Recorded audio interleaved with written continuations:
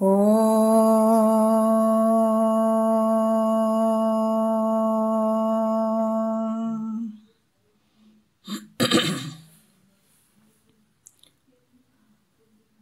ಗುರುರ್ಬ್ರಹ್ಮ ಗುರುರ್ವಿಷ್ಣು ಗುರುರ್ದೇವೋ ಮಹೇಶ್ವರಃ ಗುರು ಸಾಕ್ಷಾತ್ ಪರಬ್ರಹ್ಮ ತಸ್ಮೈ ಶ್ರೀ ಗುರವೇ ನಮಃ. ಶ್ರೀ ಜಗದ್ಗುರು ಸಿದ್ಧಾರೂಢರ ಪಾದಕಮಲಗಳಿಗೂ, ಶ್ರೋತ್ರಿಯ ಬ್ರಹ್ಮನಿಷ್ಠ ಸದ್ಗುರು ಬಸವಾನಂದರ ಪಾದಕಮಲಗಳಿಗೂ, ಅವರ ಪ್ರತಿರೂಪದಂಥ ನಿಜಗುಣಪ್ಪನವರ ಪಾದಕಮಲಗಳಿಗೂ ನನ್ನ ದೀರ್ಘದಂಡ ಪ್ರಣಾಮಗಳನ್ನು ಸಲ್ಲಿಸುತ್ತಾ, ಎಲ್ಲ ಮಹಾತ್ಮರ ಪಾದಕಮಲಗಳಿಗೂ ನನ್ನ ದೀರ್ಘದಂಡ ಪ್ರಣಾಮಗಳನ್ನು ಸಲ್ಲಿಸುತ್ತಾ, ಮನದಲ್ಲಿ ಸ್ಮರಿಸಿಕೊಳ್ಳುತ್ತಾ, ತಮ್ಮೆಲ್ಲರಿಗೂ ವಂದಿಸುತ್ತಾ, ಇವತ್ತಿನ ಪರಮಾನುಭವದೇ 5ನೇ ಸಂಧಿ ನಡೆದ. 5ನೇ ಸಂಧಿ ಒಳಗೆ ಸೂತ್ರ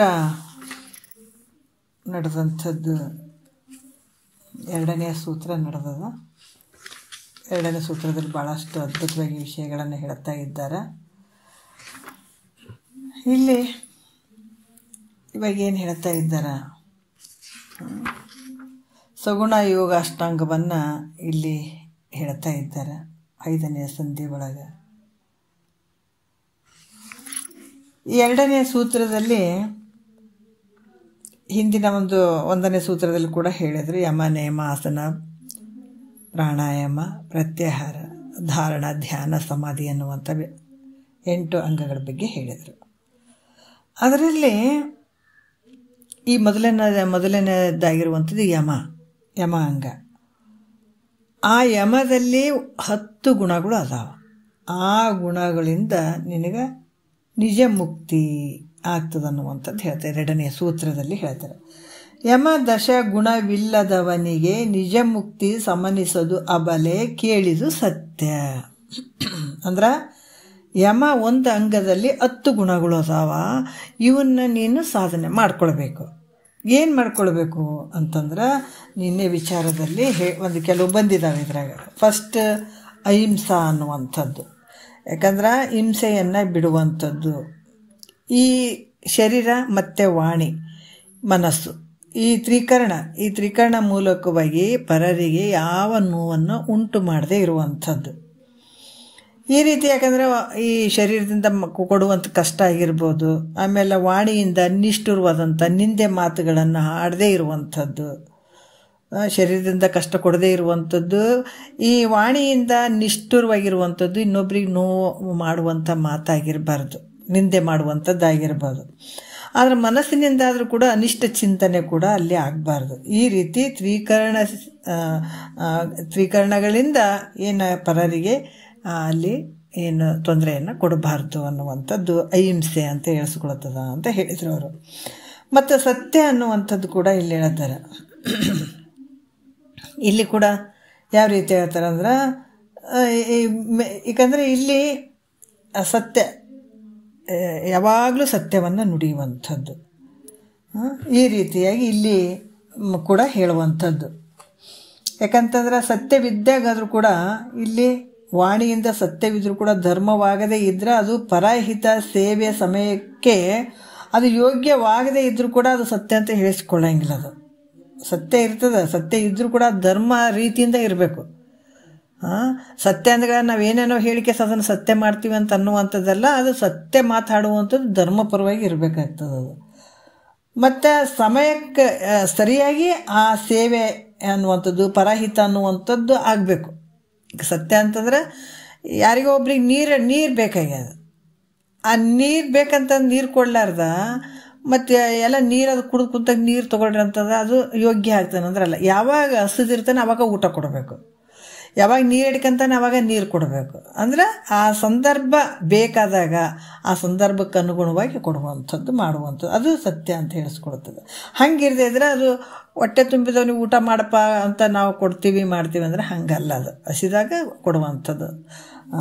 ಅದಕ್ಕೆ ಇಲ್ಲಿ ಕೂಡ ಹಲವಾರು ವಿಚಾರಗಳನ್ನು ಅವರು ಹೇಳಿದರು, ಸತ್ಯ ಅಂತ ಹೇಳಿಸ್ಕೊಳ್ತದೆ.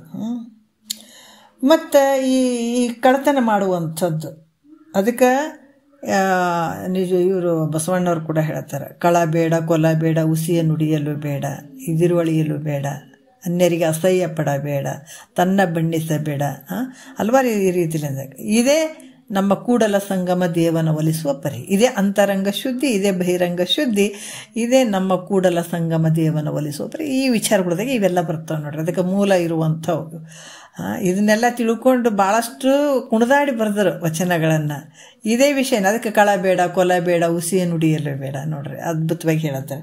ಇಲ್ಲಿ ಕೂಡ ಏನಂದ್ರೆ ಒಂದು ಅನ್ಯರ ಧನವನ್ನು ಕದಿಯುವಂಥ ಗುಣವನ್ನು ಬಿಡಿಸುವಂಥದ್ದು.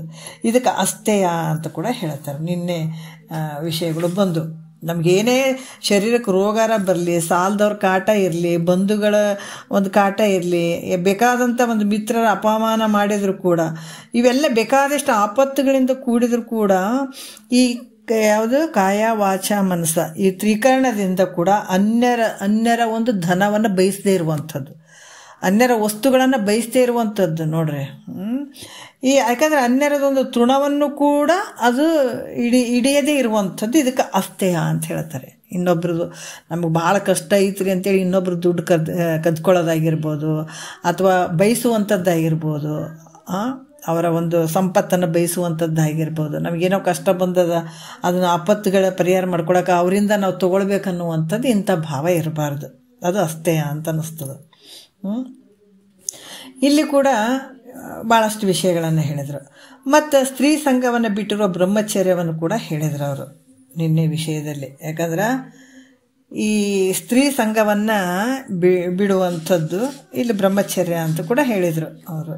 ಇದು ಜನಸಾಮಾನ್ಯರಿಗೆ ಕಷ್ಟ ಆಗಿ ಎಲ್ಲರೂ ಮುಕ್ತರಾಗಬೇಕು ಅಂತೇಳಿ ಸ್ತ್ರೀ ಸಂಘವನ್ನು ಬಿಟ್ಟು, ಈ ಸಂಸಾರವನ್ನು ಬಿಟ್ಟು, ಹೆಂಡತಿ ಮಕ್ಕಳನ್ನ ಬಿಟ್ಟು ಎಲ್ಲಿಗೆ ಹೋಗ್ಬೇಕಂತ ಇಲ್ಲ. ನೀವು ಸಂಸಾರ ಇದ್ಕೊಂಡು ಅದಕ್ಕೆ ಮಹಾತ್ಮರು ಹೇಳಿದ್ರು, ಇರು ಹೆಂಗಿರ್ತಿ ಅಂತಂದ್ರೆ ಹೆಣ್ಣು ಹೊನ್ನು ಮಣ್ಣು ಇವು ಯಾವ ಮಾಯೆ ಅಲ್ಲ, ಅದ್ರ ಮೇಲ್ಗಡೆ ನೀ ಏನು ಆಸೆ ಇಟ್ಟಿದ್ದೆಲ್ಲ, ಮೋಹ ಇಟ್ಟಿದ್ದೆಲ್ಲ ಅದನ್ನು ಬಿಟ್ಕೊಂಡ್ಬಿಡ ಅಂತಾರೆ. ಎಲ್ಲರೂ ನಾವು ಮನೆ ಬಿಟ್ಟಿಗೆ ಸನ್ಯಾಸಿಯಾಗಿ ಇನ್ನು ಮುಕ್ತರಾಗ್ಬೇಕಂತ ಅನ್ನೋದಾದ್ರೆ ಇವತ್ತು ಎಷ್ಟು ಕಷ್ಟ ಆಗಿರೋದು. ಅಲ್ಲಿ ಬಿಟ್ಟು ಹೋಗೋಕತ್ತದನ್ನು ಯಾರಿಗೆ ಎಲ್ಲೋ ಒಬ್ಬರು ಬಿಡ್ತಾರೆ ಅಷ್ಟೇ. ಆದರೆ ಎಲ್ಲರಿಗೆ ಜನಸಾಮಾನ್ಯರಿಗೆ ಬಿಡೋಕ್ಕಾಗ್ತೇನೆ ಅಂದರೆ ಆಗಂಗಿಲ್ಲ. ಹಂಗಾಗಿ ಇಲ್ಲಿ ಕೂಡ ಇದು ನೂತ ಬ್ರಹ್ಮಚರ್ಯವನ್ನು ಪರಿಪಾಲನೆ ಮಾಡಬೇಕಂತ ನಿನ್ನೆ ವಿಷಯದಲ್ಲಿ ಹೇಳಿದರು. ಯಾವ ರೀತಿ ಇರಬೇಕನ್ನುವಂಥದ್ದು, ಆ ರೀತಿ ಮಾಡಿಕೊಂಡು ನಾವು ಈ ಮುಕ್ತನಾಗಕ್ಕೆ ಬರ್ತದೆ. ಈ ರೀತಿ ಮಾಡ್ಕೊಳ್ಳುವಂಥದ್ದು ಸಾಧ್ಯ ಅದ. ಅದಕ್ಕೆ ಗೃಹಸ್ಥರಾದರೂ ಕೂಡ ಸಂಸಾರದಲ್ಲಿ ಇದ್ದುಕೊಂಡ್ರೂ ಕೂಡ ಇದು ಮೋಕ್ಷವನ್ನು ಪಡ್ಕೊಳ್ಳಿಕ್ಕೆ ಸಾಧ್ಯ ಆಗ್ತದೆ. ಹಿಂಗೆ ಬ್ರಹ್ಮಚರ್ಯ ಆಗಿಬಿಟ್ಟೆ ಸಾಧನೆ ಮಾಡ್ಕೋಬೇಕನ್ನುವಂಥದ್ದಿಲ್ಲ. ಆದರೆ ಸಂಸಾರದ ಗೃಹಸ್ಥನ ಆದರೂ ಕೂಡ ಬ್ರಹ್ಮಚರ್ಯ ರೀತಿಯಿಂದ ಇರ್ಬೋದು. ಅದಕ್ಕೆ ಈ ರೀತಿ ಪಾಲನೆ ಮಾಡುವಂಥ ನಿನ್ನೆ ವಿಷಯದಲ್ಲಿ ಹೇಳಿದರು ಅವರು. ಮತ್ತು ಇಲ್ಲಿ ಕ್ಷಮೆ ಅನ್ನುವಂಥದ್ದು ಕೂಡ ಹೇಳಿದರು. ಸ್ತುತಿ ನಿಂದೆಗಳು ಹೇಳಿದ್ರು ಕೂಡ ಅದು ಸಂತಸಿಲ್ಲ, ಅದು ಕ್ಷಣಿಕವಾಗಿರುವಂಥದ್ದು. ಅವು ಯಾವ ಸತ್ಯ ಅಲ್ಲ. ಯಾವ ಸ್ತುತಿ ಮಾಡಿದ್ರೇನು, ಅವರು ನಿಂದೆ ಮಾಡಿದ್ರೇನು, ಯಾವುದು ಇದು ಶಾಶ್ವತ ಅಲ್ಲ. ಅದು ಕ್ಷಣಿಕವಾಗಿ ಸ್ತುತಿ ಮಾಡಿದ್ರೆ ಖುಷಿ ಇಲ್ಲ, ಮತ್ತು ನಿಂದೆ ಮಾಡಿದ್ರಂತ ನೋವಿಲ್ಲ. ಈ ರೀತಿಯಾಗಿ ತಿಳ್ಕೊಳ್ಳುವಂಥದ್ದು ಇದು ಬಹಳಷ್ಟು ಹಿತವಾಗಿರುವಂಥದ್ದು ಈ ಸಾಧನೆ ಮಾಡುವಂಥವ್ರಿಗೆ, ಮುಮುಕ್ಷಿಗಳಿಗೆ ಮತ್ತು ಈ ಸಜ್ಜನರಿಗೆ. ಈ ರೀತಿಯಾಗಿ ಬಹಳಷ್ಟು ಭೂಷಣ ಇದು. ಸಮಸ್ಥಿತಿಯಲ್ಲೇ ಇರುವಂಥ ಭಾವ ನೋಡ್ರಿ. ಯಾರು ಉಗಳಿದ್ರೆ ಎಷ್ಟು, ಬಿಟ್ಟರೆ ಎಷ್ಟು, ಯಾವ ರೀತಿಯಿಂದ ಮನಸ್ಸನ್ನು ವಿಚಲಿತ ಮಾಡ್ಕೊಳಂಗಿಲ್ಲ. ಈ ರೀತಿಯಾಗಿರುವಂಥದ್ದು ಅಂತ ಕೂಡ ಹೇಳಿದರು. ಮತ್ತು ಇಲ್ಲಿ 7ನೇ ನುಡಿಯಲ್ಲಿ ಹೇಳತ್ತಾರೆ ನೋಡೋಣ. ಧನ ಧಾನ್ಯ ಸುತ ಮಿತ್ರ ವನಿತಾದಿ ಹಾನಿಯೋಳಿನಿತರಾಗ ಮನದೊಳಗೆ ತನ್ನ ಮನಕ್ಕೆ ವಿಕೃತಿ ದೋರದಿರಲದೆ ಧೃತಿ ಎಂದು ವನಿತೆ ನೀನು ಅವಧರಿಸೊಲವಿಂದೆ ಅಂತ ಹೇಳ್ತಾರೆ. ಧನ ಅಂದ್ರೆ ಈ ದುಡ್ಡು, ದ್ರವ್ಯ. ಧಾನ್ಯ ಅಂದ್ರೆ ಕಾಳು ಕಡಿಗಳು ಇವೇನಿರ್ತಾವ ಇವು. ಸುತ ಅಂದ್ರೆ ಪುತ್ರ, ಮಗ. ಮಿತ್ರ ಅಂದ್ರೆ ಗೆಳೆಯ. ವನಿತಾದಿ ಹಾನಿಯೋಳು ನೋಡ್ರಿ, ಹಾನಿಯೋಳು ಇನ್ನಿತರಾಗ ಮನದೊಳಗೆ ಅಂತ ಹೇಳ್ತಾರೆ. ಯಾಕಂದ್ರೆ ಈ ಸ್ತ್ರೀಯಳಿ ಇವೆಲ್ಲ ನಷ್ಟವಾದಲ್ಲಿ, ಯಾಕಂದ್ರೆ ಧನ ಕಳುವಾಗುವಂಥದ್ದಾಗಿರ್ತದ. ಮತ್ತು ಧಾನ್ಯ ಯಾರಾದ್ರೂ ತೊಗೊಂಡು ಹೋಗಿರ್ತಾರೆ ಇಟ್ಟಂಥ ದವಸ ಧಾನ್ಯಗಳನ್ನು. ಆಮೇಲೆ ಮಕ್ಕಳು ಇವರೆಲ್ಲರೂ ಹಂಗೆ ಇರ್ತಾರೇನೋ ಅಂದರೆ ಇಲ್ಲ. ಅದಕ್ಕೆ ಇದು ವಿಷಮ ಸಂಸಾರ ಅಂತ ಹೇಳಿದ್ದಾರೆ. ಇದು ಒಂದು ಕಾಲದಾಗಿದ್ದಂಗೆ ಇನ್ನೊಂದು ಕಾಲದಾಗ ಇರಂಗಿಲ್ಲ. ಇದು ಬದಲಾವಣೆ ಆಗ್ತದೆ. ಯಾವ ಒಂದು ಸಂದರ್ಭದಲ್ಲಿ ಹೆಂಗಾಗ್ತದೆ ಹೇಳೋಕ್ಕಾಗಂಗಿಲ್ಲ. ನಾವು ಹಿಂದೆ ಜನರದ್ದು ನೋಡಿರ್ತೀವಿ, ಮುಂದೆ ನೋಡಬೇಕಾಗ್ತದೆ. ಇವಾಗ ಕೂಡ ವರ್ತಮಾನ ಕಾಲದಲ್ಲಿ ಒಂದು ತಾಸ್ದಾಗಿದ್ದದ್ದು ಇನ್ನೊಂದು ತಾಸ್ದಾಗಿರಂಗಿಲ್ಲ. ಹಿಂದೂ ಕತ್ತಲ ಮುಂದೆ ಕತ್ತಲ. ಈಗಿರುವಂಥದ್ದು ಏನು ವರ್ತಮಾನ ಕಾಲ ಅಷ್ಟೇ ನಮಗೆ ಈಗಿರುವಂಥದ್ದು. ಏನು ಆ ಬಂದಂಥ ಸಮಯವನ್ನು ಭಾಳ ಸಂತೋಷದಿಂದ ಸ್ವೀಕಾರ ಮಾಡ್ಬೇಕು. ಅದು ಏನು ಬರ್ತದೋ ಗೊತ್ತಿಲ್ಲ, ಯಾರಿಗೂ ಗೊತ್ತಿಲ್ಲ. ಮುಂದೆ ಏನು ಕಾದ್ಕೊಂಡು ಕುಂತವ, ಇನ್ನೊಂದು ತಾಸ್ನಾಗ ಏನದು, ಇನ್ನೊಂದು ಕ್ಷಣದಾಗ ಏನದು, ಇದು ಯಾರಿಗೂ ಗೊತ್ತಿಲ್ಲ. ಆದರೆ ಇದು ಬದಲಾವಣೆ ಆಗ್ತಾ ಇರ್ತದೆ. ಈ ಬದಲಾವಣೆ ಆಗ್ತಿರೋದು ಅದಕ್ಕೆ ಹೆಂಡತಿ ಆಗಿರ್ಬೋದು, ಮಕ್ಕಳಾಗಿರ್ಬೋದು, ಮಿತ್ರರಾಗಿರ್ಬೋದು, ಇವು ಯಾವಾಗಾದರೂ ಒಂದಲ್ದು ಒಂದ್ಸಲ ನಾವರ ಬಿಟ್ಟು ಹೋಗ್ತೀವಿ ಇವುಗಳನ್ನು, ಒಂದು ಅಥವಾ ನಮ್ಮನ್ನು ಬಿಟ್ಟು ಹೋಗ್ತಾವ, ಒಂದರ ಆಗ್ತಾವ, ಇಲ್ಲ ಅಂತಿಲ್ಲ. ಪ್ರತಿಯೊಬ್ಬರಿಗೆ ಇಲ್ಲ ಅವ್ರು ಹಂಗೆ ಇರ್ತಾರಂತ ಹೇಳಂಗಿಲ್ಲ. ಇವತ್ತು ಹೆಂಡ್ತಿ ಬಿಟ್ಟು ಗಂಡ ಹೋಗಿರ್ಬೋದು, ಗಂಡ ಬಿಟ್ಟು ಹೆಂಡ್ತಿ ಹೋಗ್ಬೋದು, ಮಕ್ಕಳು ಹೋಗ್ಬೋದು, ನಾನಾ ರೀತಿಯಿಂದ ಇಲ್ಲಿ ನಡೀತಾವೆ. ಆದರೆ ಇಷ್ಟೆಲ್ಲ ಹೋದರೂ ಕೂಡ ಅವುಗಳಲ್ಲಿ ರಾಗದಿಂದ ಮನಸ್ಸು ಕಿಂಚಿತ್ತಾದರೂ ವಿಕಾರ ಹೊಂದದೆ ಅಂತ ನೋಡ್ರಿ, ಅಂತ ಒಂದು ಅದ್ಭುತವಾಗಿ ಹೇಳ್ತಾರೆ. ಅದಕ್ಕೆ ಒಬ್ಬರು ಹೆಂಡತಿ ಸತ್ರ ಮೇಲ್ಗಡೆ 2 ಅಂತಸ್ತಿದ್ದು, ಮೇಲ್ಗಡೆ ಅಂತಸ್ತಿನಲ್ಲಿ ಆಕಿನ್ನ ಹಾಕಿದ್ರಂತ. ಕೆಳಗಡೆ ಅವರು ಹಿಂಗೆ ಶಾಸ್ತ್ರ ಹೇಳುವಂಥವ್ರು ತಾತ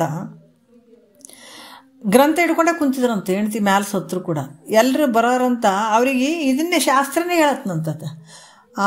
ಹೆಂಡ್ತಿ ಸತ್ತಾರಂತ ಅವ್ರು ಬಂದವರಿಗೆ ಕೆಲವರೆಲ್ಲ ಮ್ಯಾಲೆ ಹೋಗ್ಬೇಕಂತಂದ್ರೆ, ಅಯ್ಯ ಹೌದಾ ಮ್ಯಾಲೆ ಹೋಗ್ತೀರ, ಅಲ್ಲಿ ಸಿಪ್ಪಿ ಬಿದ್ದದ್ದು ನೋಡ್ರಿ ಮ್ಯಾಲೆ, ಹೋಗ್ರಿ ಸಿಪ್ಪಿ ನೋಡಕ್ಕೆ ಹೋಗ್ತೀರ ಹೋಗ್ರಿ ಅಂತನ್ನೋರಂತ. ನೋಡ್ರಿ ಅಂತ ಒಂದು ಅದ್ಭುತ. ಅದಕ್ಕೆ ಹೇಳುವಂಥದ್ದೇನು, ಇವು ಯಾವ ಶಾಶ್ವತ ಅಲ್ಲ, ಎಲ್ಲ ನಿನ್ನಿಂದ ಬಿಟ್ಟು ಹೋಗ್ತಾ ಇವು. ಅದಕ್ಕೆ ಈ ವಿಷಯಗಳು ವಿಯೋಗ ಹೊಂದಿದ್ರು ಕೂಡ, ನಿನ್ನಿಂದ ವಿಯೋಗ ಹೊಂದಿದ್ರು ಕೂಡ ಅವುಗಳಲ್ಲಿದ್ದ ರಾಗದಿಂದ ಮನಸ್ಸು ಕಿಂಚಿತ್ತಾದರೂ ವಿಕಾರವನ್ನು ಹೊಂದದೆ.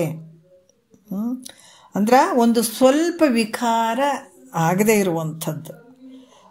ಅಂದ್ರೆ ಈಗ ಸಮುದ್ರ ಹತ್ರ ಒಂದು ದೊಡ್ಡ ಬಂಡೆ ಗಲ್ಲಿತ್ತಂದ್ರೆ ಎಷ್ಟೇ ತೆರೆಗಳು ಬಂದು ಹೊಡೆದ್ರು ಕೂಡ ಗಟ್ಟಿಯಾಗಿ ನಿಂತ್ಕೊಂಡು ಬಿಟ್ಟಿರ್ತದೆ ನೋಡ್ರಿ. ಅಂತದೆ ಎದುರಂಗಿಲ್ಲ. ಅದೇನಾರು ಎದುರ್ತದೆ ಅನ್ನೋದು ಕಲ್ಲು ಅಂದರೆ ಎಷ್ಟೇ ಬಂದು ಹೊಡೆದ್ರು ಕೂಡ ಅದು ಎದುರಂಗಿಲ್ಲಲ್ಲ. ಹಂಗೆ ಪರ್ವತ ಶಿಖರದಂತಿರಲು ಅದು ಧೈರ್ಯ ಅಂತ ಹೇಳಿಸ್ಕೊಳ್ಳೋದು ನೋಡ್ರಿ. ಹಂತವಾಗಿ ಮಹಾತ್ಮರು ಹೆಂಗೆ ಹೇಳ್ತಾರವರು.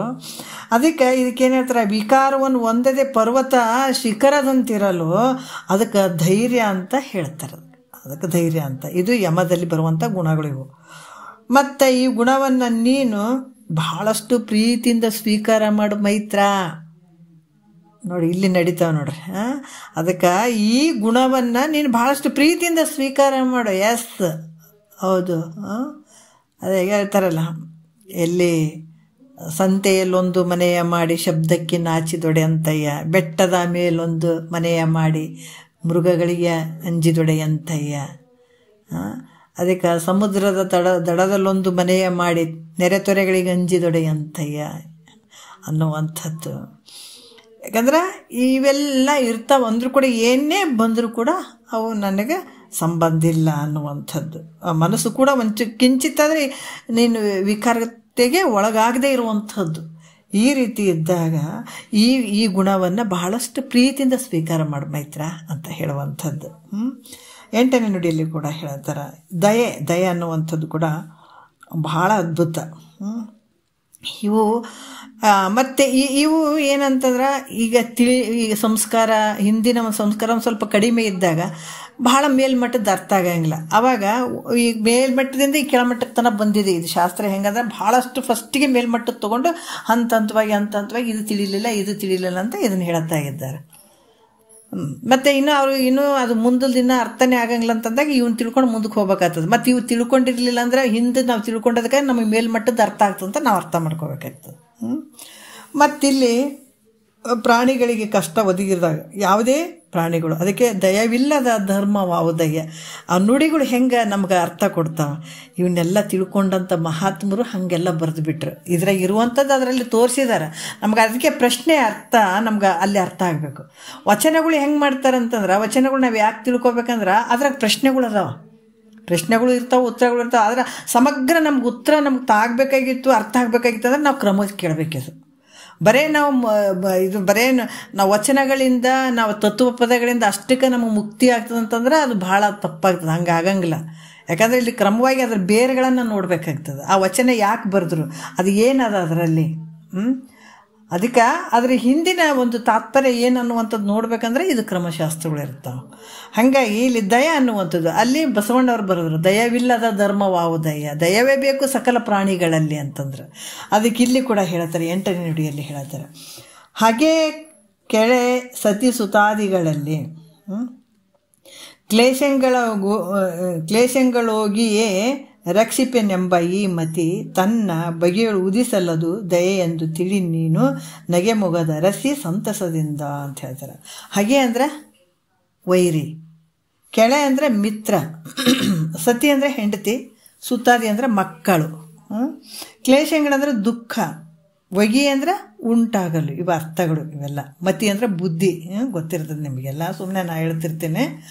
ಮತ್ತು ಇಲ್ಲಿ ನಗೆ ಮೊಗ ಧರಸಿ ಅಂತಂದ್ರೆ ಯಾವತ್ತೂ ನಗುಮುಖದಿಂದ ಕೂಡಿದಂಥ ಮೈತ್ರದೇವಿ ಬಗ್ಗೆ ವರ್ಣನೆ ಮಾಡ್ತಾರೆ ಅವರು. ಸಂತಸದಿಂದ ತಿಳಿ, ಹೆಂಗಪ್ಪ ಅಂದ್ರೆ ಭಾಳಷ್ಟು ಸಂತೋಷದಿಂದ ನೀ ತಿಳ್ಕೊ ಅಂತ ಹೇಳ್ತಾರೆ ಅವರು. ಸಂತಸದಿಂದ ಇದನ್ನು ತಿಳ್ಕೊ ಅಂತ ಹೇಳ್ತಾರೆ. ದಯೆಯೆಂದು ತಿಳಿ ನೀನು ನಗೆ ಮೊಗ ಧರಿಸಿ ಸಂತಸದಿಂದ ಅಂತ ಹೇಳ್ತಾರೆ. ಭಾಳ ಖುಷಿಯಿಂದ ತಗೋ. ಅದಕ್ಕೆ ಯಾವುದೇ ವಿಷಯ ಆಗಲಿ ಇಷ್ಟಪಟ್ಟು ಕೇಳಿದಂಥದ್ದು ಯಾವುದು ಅದು ಕಷ್ಟ ಅನಿಸಲ್ಲ. ಸುಮ್ಮನೆ ಹೆಂಗಪ್ಪ ಅಂತ ಕೇಳ್ತೀವಿ ಅಂದಾಗ ಅದು ಕಷ್ಟ ಅನ್ನಿಸ್ತದೆ. ನಮ್ಗೆ ಇಷ್ಟ ಇತ್ತು ಅಂದರೆ ಬೇಕಾದಂಥ ಕಷ್ಟ ಇದ್ದರೂ ಕೂಡ, ಕಷ್ಟದ್ದೇ ಇದ್ದರೂ ಕೂಡ ಅದು ನಮ್ಗೆ ಈಜಿ ಅನ್ನಿಸ್ತದಲ್ಲ. ಅದಕ್ಕೆ ಇಲ್ಲಿ ಮಹಾತ್ಮರು ಹೇಳ್ತಾರೆ, ಇಲ್ಲಿ ನೀನು ನಗು ಮುಖದಿಂದ ಇವನ್ನ ಸ್ವೀಕಾರ ಮಾಡು, ಸಂತೋಷದಿಂದ ಸ್ವೀಕಾರ ಮಾಡು. ಈ ವೈರಿ ಮಿತ್ರ ಸತಿ ಸುತ ಇವರೆಲ್ಲರೂ ಯಾರೇ ಆಗಲಿ ಅವ್ರಿಗೆ ನಾನಾ ಥರದ ದುಃಖಗಳು ಒದಗಿದ್ರು ಕೂಡ ಯಾವುದೇ ಕಷ್ಟ ಇರಲಿ ಅವರಿಗೆ.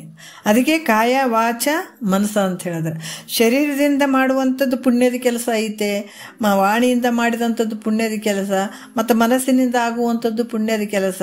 ಯಾಕಂದರೆ ನಿನ್ನ ಬಳಿ ಆಗ್ತಿತ್ತು ಅಂದ್ರೆ ಹೆಲ್ಪ್ ಮಾಡು, ಸಹಾಯ ಮಾಡು. ಭಾಳಷ್ಟು ಕಷ್ಟ ಇರುವಂಥ ಜೀವಿಗಳಿಗೆ ನಿನ್ನ ಕೈಲೇ ಆಯಿತು ಅಂದ್ರೆ ಮಾಡು, ಇರಲಿಲ್ಲ ಅಂದ್ರೆ ಸುಮ್ಮನೆ ಇರು, ಅವಕ್ಕೆ ತೊಂದರೆ ಕೊಡೋಕ್ಕೆ ಹೋಗೋದು ಬೇಡ ಅಂತನ್ನುವಂಥದ್ದು ಒಂದು ಶರೀರದಿಂದ ಮಾಡುವಂಥದ್ದು. ಮತ್ತು ವಾಣಿಯಿಂದ ಮಾಡುವಂಥದ್ದು ಏನಪ್ಪ ಅಂದ್ರೆ ಭಾಳಷ್ಟು ಕಷ್ಟದಾಗ ಇದ್ದಾರ ಅಂತಂದ್ರೂ ಕೂಡ ನೀನು ಕೊಡೋಕ್ಕಾಗಿಲ್ಲ ಅವರಿಗೆ, ಏನು ಕೊಡೋಕ್ಕಾಗಿಲ್ಲ ಅಂದ್ರೆ ಏನೂ ಆಗಲ್ಲ, ನಾವು ಇರ್ತೀವಿ ನಿನ್ನಿಂದ, ನೀವೇನು ಚಿಂತೆ ಮಾಡಬೇಡ, ಧೈರ್ಯವಾಗಿರು, ಏನೂ ಆಗಲ್ಲ ಅಂತ ಒಂದು ಒಳ್ಳೆ ಮಾತೇನು ಆಡ್ತೀವಲ್ಲ ಅದು ಕೂಡ ಪುಣ್ಯಕ್ಕೆ ಜಮಾ ಆಗ್ತದೆ. ಅದು ಒಂದು ದಯೆ, ಆ ರೀತಿ ಧೈರ್ಯ ಕೊಡುವಂಥದ್ದು. ಮತ್ತು ಮನಸ್ಸಿನಲ್ಲಿರುವಂಥದ್ದು ಕೂಡ ಅಲ್ಲಿನೂ ನಾವು ಒಳ್ಳೆಯದಾಗಲಿ ಅನ್ನುವಂಥ ಭಾವ ಇಟ್ಕೊಂಡಿರುವಂಥದ್ದು. ಈ ರೀತಿಯಾಗಿ ಯಾರಿಗೆ ಏನೇ ಕಷ್ಟಗಳು, ಈಗ ಇಂಥವ್ರಿಗೆಲ್ಲ ವೈರಿ ಆಗಿರ್ಬೋದು, ಅವ್ರು ವೈರಿನೇ ಆಗಿರ್ಬೋದು, ಆ ದಯತ್ವದಿಂದ ನೋಡುವಂಥದ್ದು.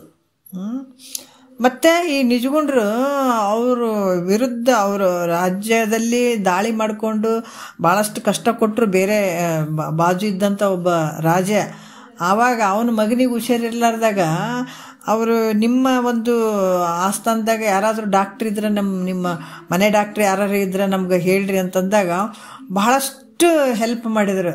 ಭಾಳಷ್ಟು ದೊಡ್ಡ ಶತ್ರು ಆತ, ಆದರೂ ಕೂಡ ಇವ್ರು ಹೆಲ್ಪ್ ಮಾಡಿದರು. ಇದನ್ನು ಕಂಡು ಅಲ್ಲಿದ್ದವರೆಲ್ಲ ಹೇಳಿದರು, ಈ ನಿಜಗುಂಡ್ರೆ ಏನು ಅವ್ರು ಎಂಥ ವೈರಿ ಅದಾನ ಅಂಥತಿಗಿತ ಸಹಾಯ ಮಾಡ್ತಾನಲ್ಲ ಅನ್ನುವಂಥ ಭಾವ ವ್ಯಕ್ತಪಡಿಸಿದರು. ಯಾಕಂದ್ರೆ ಮಹಾತ್ಮರ ಒಂದು ಭಾವ ಹಂಗಿರ್ತದೆ, ಯಾರೇ ಒಂದು ವೈರಿ ಇದ್ದರೂ ಕೂಡ ವೈರಿ ರೂಪದಲ್ಲಿ ನೋಡಂಗಿಲ್ಲ, ಅಜ್ಞಾನಿಗಳ ಥರ.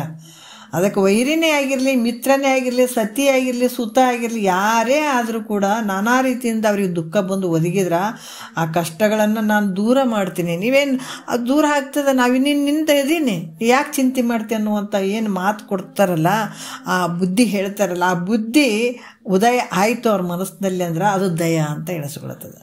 ಅದರ ಕರುಣೆ, ಅದ್ರ ಬಗ್ಗೆ ಮಿಡಿಯುವಂಥದ್ದು ಮನಸ್ಸು, ಮಿಡಿಯುವಂಥ ಮನಸ್ಸು, ಏನಾದರೂ ಒಂದು ಒಳ್ಳೆಯದಾಗಲಿ ಅವ್ರಿಗೆ ಅನ್ನುವಂಥ ಮನಸ್ಸಿರುವಂಥದ್ದು.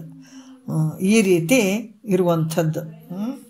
ನಾವು ಒಂದು ಸಲ ಈ ನಮ್ಮ ವೇದನ ಬಗ್ಗೆ ನಾನು ವರ್ಣನೆ ಮಾಡ್ಕೊಳ್ಳಲ್ಲ, ಬಟ್ ಒಂದು ಹೇಳ್ತೀನಿ, ಅದು ಹೆಂಗೆ ಸಂಸ್ಕಾರ ಬರ್ತದೆ ಅಂತಂದ್ರೆ, ಈ ನಮ್ಗೆ ಆ ಥರ ಬಂದಿರಲಿಲ್ಲ. ಒಂದು ಹೇಳ್ಬೇಕಂದ್ರೆ, ನಾವು ಊರಿಗೆಲ್ಲ ಹೋಗ್ಬೇಕಾದಾಗ, ಕಾರ್ನಲ್ಲಿ ಹೋಗ್ಬೇಕಾದಾಗ ಒಂದು ನಾಯಿ ಮರಿ ಬಂದ್ರೆ ಅದನ್ನು ಪಪ ಕಾರ್ ನಿಲ್ಲಿಸು ಅಂತ ನಿಲ್ಲಿಸ್ಬಿಟ್ಟು, ಒಂದು ನಾಯಿ ಮರಿ ಇತ್ತಂದ್ರೆ ನಾವು ಏನಾರು ಊಟ ಅಥವಾ ಟಿಫನ್ ಅದು ತೊಗೊಂಡು ಹೋಗ್ತಿದ್ದೀವಿ ಅಂತಂದ್ರೆ ಅದನ್ನೊಂದು ಪೇಪರ್ದಾಗ ಅದು ಊಟ ಅದನ್ನು ಇಟ್ಬಿಟ್ಟು, ಮತ್ತು ಏನೋ ಒಂದು ತೆಂಗಿನ ಚಿಪ್ಪು ಅಥವಾ ಏನಾದರೂ ಅಲ್ಲಿ ಬಿದ್ದಿತ್ತು ಮಾಡಿತ್ತಂದ್ರೆ ಅದಕ್ಕೊಂದಿಷ್ಟು ನೀರು ಇಟ್ಟುಕೇಸಿ ಆಮೇಲೆ ಆಯ್ತು ಪಾಪ ನಡಿ ಅಂತ ಬರೋಕೆ. ಅದು ನನಗೆ ಅರ್ಥನೇ ಆಗ್ತಿರ್ಲಿಲ್ಲ ನಿಜ ಅಂದರೆ. ಮತ್ತು ಒಂದು ಸಲ ಬರಬೇಕಾದಾಗ ಬೆಳಗ್ಗೆ ಒಂದು ಒಂದು ಮೇಕೆ ಹಿಂಗೆ ಹೋಗ್ತಾ ಇದ್ದು ಭಾಳಷ್ಟು ಕರ್ಕೊಂಡು ಹೋಗ್ತಾ ಇದ್ದಾವ ಮೇಯ್ಸ್ಲಕ್ಕ. ಅವಾಗ ಒಂದು ಮೇಕೆ ಒಂದು ಸ್ವಲ್ಪ ಕಾರಿಗೆ ಅಡ್ಡ ಆಯ್ತದು. ಹಿಂಗೆ ನಾವು ಕಾರ್ ತೊಗೊಳ್ಬೇಕಂದಾಗ ಪಟ್ನೆ ಹಿಂಗೆ ಬಂತು, ಅಡ್ಡ ಬಂದಾಗ ಅದಕ್ಕೇನಿಲ್ಲ, ಒಂದು ಸ್ವಲ್ಪ ಇಲ್ಲಿ ಕಾಲಿಗೆ ಟಚ್ ಆಯಿತು, ಅದು ಸ್ವಲ್ಪ ಹಿಂಗೆ ಬಿತ್ತು. ಆ ಕುರಿಕಾಯೋ ಬಂದಗಳೇ ಬಂದು ಇದು ಮಾಡಿದೆ. ಅಷ್ಟೊತ್ತಿಗೆ ಅದು ಎದ್ದು ನಿಂತು ನಾವು ಹಂಗೆ ಬಂದುಬಿಟ್ವಿ. ಬಂದಗಳೇ ನಾನು ಅಚ್ಚನಾಕಂದೆ, ಅದು ಮೇಕೆ ಸ್ವಲ್ಪ ಬಡಿತಾ ಏನು ಮಾಡ್ತೀರಿ, ನಾವು ಬಂದುಬಿಟ್ಟಿವಿ, ಅವನು ಎದ್ದಿತ್ತು. ನಾ ತಿರ್ಗಾ ನೋಡಿದೆ ಹಿಂಗಾಯಿತು ಅಂತಂದೆ. ಅವಳು ಆ ಕಡೆ ರೂಮ್ನಾಗ ಇದ್ದವಳು ಕೇಳಿ ಬಂದು ಜೋರಳಕ್ಕೆ ಶುರು ಮಾಡಿದಳು. ನೀ ಯಾಕೆ ಅಳ್ತಿ ಅಂತಂದಿವಿ. ಅದಕ್ಕೆ ಏನಾಯಿತೋ ಏನಿಲ್ಲ, ನೀವು ನಿಂತು ಅದಕ್ಕೆ ಸ್ವಲ್ಪ ನೀರು ಕುಡಿಸಿ ಅದಕ್ಕೆ ಸರಿ ಮಾಡಿ ಬರ್ಬೇಕಾ, ನೀವು ಹೆಂಗೆ ಬಂದಿರಿ ನೀವಾಗ ಅದನ್ನು ಬಿಟ್ಟು, ಅದಕ್ಕೆ ಏನಾಯಿತೋ ಏನೋ ಅಂತ ಒಂದೇ ಸಮ ಅಳ್ತಾ ಇದ್ದಳು. ಪಾಪ ಆಕೆಗೆ ಇನ್ನೂ ಗೊತ್ತಿರದೆ ವಯಸ್ಸದು, ಅದು ಯಾವ ರೀತಿ ಸಂಸ್ಕಾರ ಇರ್ತದೆ ಅನ್ನುವಂಥದ್ದಕ್ಕೆ ಈ ವಿಚಾರ ನನಗೆ ನೆನಪು ಬರ್ತದೆ. ಯಾಕಂದ್ರೆ ಗೊತ್ತಿದ್ದಂಥ ವಯಸ್ಸಲ್ಲ, ಇನ್ನೂ ಗೊತ್ತಿಲ್ಲ ಅವಳಿಗೆ. ಗೊತ್ತಿರದೆ ಅಂಥ ವಯಸ್ಸಿನಾಗ ಅವಳು ಅಷ್ಟೊಂದು ಒಂದು ನೀನು ಅದನ್ನು ಹೆಂಗೆ ಬಿಟ್ಟು ಬಂದಿರಿ ನೀವು, ಅದನ್ನು ಕಾರ್ ನಿಲ್ಲಿಸಿಬಿಟ್ಟು ಅದಕ್ಕೆ ಏನಾರ ಸ್ವಲ್ಪ ನೀರು ಕುಡಿಸಿ ಬರ್ಬೋದಾಗಿತ್ತು ಅಂತ ಒಂದು ತಾಸು ಹತ್ತಿದಳು ಸ್ಕೂಲಿಗೆ ಹೋಗ್ಲಾರ್ದವಳು. ಅದು ನೆನಪಂತು ನನಗೆ. ಯಾಕಂದರೆ ಈ ದಯ ಅನ್ನುವಂಥದ್ದು ಹಿಂಗೆ ಸಕಲ ಪ್ರಾಣಿಗಳಲ್ಲಿ ಯಾವುದೇ ಜೀವಿಗಳಾಗಿರ್ಬೋದು, ಮನುಷ್ಯರನ್ನ ಆಗಿರ್ಬೋದು ಅಥವಾ ಪ್ರಾಣಿಗಳಾಗಿರ್ಬೋದು, ಅವಕ್ಕೆ ಒಂದು ಒಳ್ಳೆಯದನ್ನು ಮಾಡ, ಅದಕ್ಕೆ ದಯವಿಲ್ಲದ ಧರ್ಮವಾವುದಯ ಅಂತ ಹೇಳಿದಂಥದ್ದು ಮುಖ್ಯವಾಗಿರುವಂಥದ್ದು. ಅಂಥ ಒಂದು ದಯ ಬೇಕಾಗ್ತದ. ಅದು ದಯ ಅಂತ ಆ ಮನಸ್ಸಿನಲ್ಲಿ ಹುಟ್ಟಿದ ಆ ಬುದ್ಧಿಯಲ್ಲಿ ಉದಯ ಆದರೆ ಅದು ದಯ ಅಂತ ಹೇಳಿಸ್ಕೊಳ್ತದ ಅಂತ ಕೂಡ ಹೇಳ್ತಾರೆ.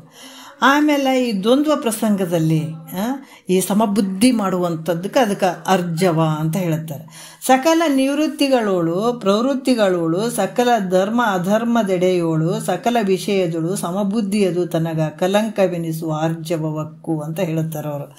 ಅಂದ್ರೆ ಸಕಲ ಅಂದರೆ ಎಲ್ಲ, ಸರ್ವ ಅಂದರೆ ಪ್ರವೃತ್ತಿ ಆಗಿರ್ಬೋದು, ನಿವೃತ್ತಿ ಆಗಿರ್ಬೋದು. ನಿವೃತ್ತಿಗಳು ಅಂದರೆ ನಿವೃತ್ತಿಗಳಲ್ಲಿಯೂ ಪ್ರವೃತ್ತಿಗಳಲ್ಲಿಯೂ ಮತ್ತು ಧರ್ಮ ಅಧರ್ಮ ಅನ್ನುವಂಥದ್ರಲ್ಲಿ ಆಗಿರ್ಬೋದು, ಇಷ್ಟ ಅನಿಷ್ಟವಾಗಿರುವಂಥದ್ದು. ಈ ವಿಷಯ ಮೊದಲಾದವುಗಳಲ್ಲಿ ಏನಂದ್ರೆ, ಈಗ ನಮಗೆ ವಸ್ತು ಸಿಕ್ಕಿತು ಅಂದಾಗೂ ಅಷ್ಟೇ, ಅದು ನಮ್ಮಿಂದ ಬಿಡುಗಡೆ ಆಯಿತು ಹೋಯ್ತು ಅಂತಂದಾಗೂ ಅಷ್ಟೇ. ಇದು ಧರ್ಮ ಐತಪ್ಪ, ಇದು ಅಧರ್ಮ ಅನ್ನುವಂಥದ್ರಲ್ಲಿ ಆಗಿರ್ಬೋದು, ಇದು ಇಷ್ಟ ಅದ ಇದು ಇಷ್ಟ ಇಲ್ಲ ಅನ್ನುವಂಥ ಸಂದರ್ಭದಲ್ಲಿ ಆಗಿರ್ಬೋದು. ಇವೆಲ್ಲವುಗಳಲ್ಲಿ ಸಮಬುದ್ಧಿ ಉಳ್ಳಂಥವನಾಗಿದ್ದರೆ, ಸಮಬುದ್ಧಿ ಇರುವಂಥದ್ದು, ಅದು ಓದ್ರೂ ದುಃಖ ಇಲ್ಲ, ನಮಗೆ ಸಿಕ್ಕರೂ ಸುಖ ಇಲ್ಲ, ಐರಿ ಸಮಬುದ್ಧಿ ಇರುವಂಥದ್ದು. ಇದಕ್ಕೆ ಅರ್ಜವ ಅಂತ ಇಲ್ಲಿ ಕೂಡ ಹೇಳ್ತಾರೆ. ಇದಕ್ಕೆ ಸರಳ ಗುಣ ಅಂತ ಕೂಡ ಹೇಳ್ತಾರೆ ಮಾಮೂಲಿ. ಮತ್ತು ಈಗ ಯಾವುದಂದ್ರೆ 10ನೇ ನುಡಿಯಲ್ಲಿ ಕೂಡ ಹೇಳ್ತಾರೆ. ಏನು ಹೇಳ್ತಾರೆ ಅಂತಂದ್ರೆ ಮಿತಹಾರ, ಬಹಳಷ್ಟು ವಿಶೇಷವಾಗಿ ಹೇಳ್ತಾರೆ ಅವರು. ಉದರಾರ್ಧ ಅನ್ನದಿಂದ ಅದರಾರ್ಧ ಮುದುಕದೋಳು ಪದಿದಿರಲು ಉಂಬ ಸದ್ವಿಧಿಯದು ಸುದತಿ ಕೇಳಲೆ ಮಿತಹಾರ ಮೆನಿಸಿಗುಂ ಮಿಂತಿದು ಯೋಗ ವೃತ್ತಿಯೊಳಗೆ ಮುಖ್ಯ ಅಂತ ಹೇಳ್ತಾರೆ. ಏನು ಹೇಳ್ತಾರೆ, ಉದರಾರ್ಧ ಅನ್ನದಿಂ, ಉದರಾರ್ಧ ಅನ್ನದಿಂದ ಅದರ ಅರ್ಧ ಮತ್ತು ಉದಕದೋಳು, ಉದಕದೋಳು ಇಲ್ಲಿ ಹೇಳ್ತಾರೆ ಪುದಿದಿರಲ್ ಉಂಬ ಸದ್ವಿಧಿಯದು ಅಂತ ಹೇಳ್ತಾರೆ. ಇಲ್ಲಿ ಹೇಳ್ತಾರೆ ಉದರಾರ್ಧ ಅನ್ನದಿಂ ಅಂತಂದ್ರೆ ಅರ್ಧ ಹೊಟ್ಟೆ ಅನ್ನದಿಂದಿರಲು. ಊಟ ನಾವು ಹೆಂಗೆ ಮಾಡಬೇಕು, ಮಿತಹಾರ. ಈ ಯೋಗಕ್ಕೆ ಮುಖ್ಯವಾಗಿರುವಂಥದ್ದು ಯಾವುದಪ್ಪ ಅಂದರೆ ಮಿತಹಾರ. ಹೊಟ್ಟೆ ತುಂಬವರೆಗೂ ಉಂಡು ಕುಂದ್ರೋದಲ್ಲ, ಈ ಯೋಗ ಮಾಡಬೇಕಾದಾಗ ಮಿತಹಾರ ಭಾಳ ಮುಖ್ಯವಾಗಿರುವಂಥದ್ದು.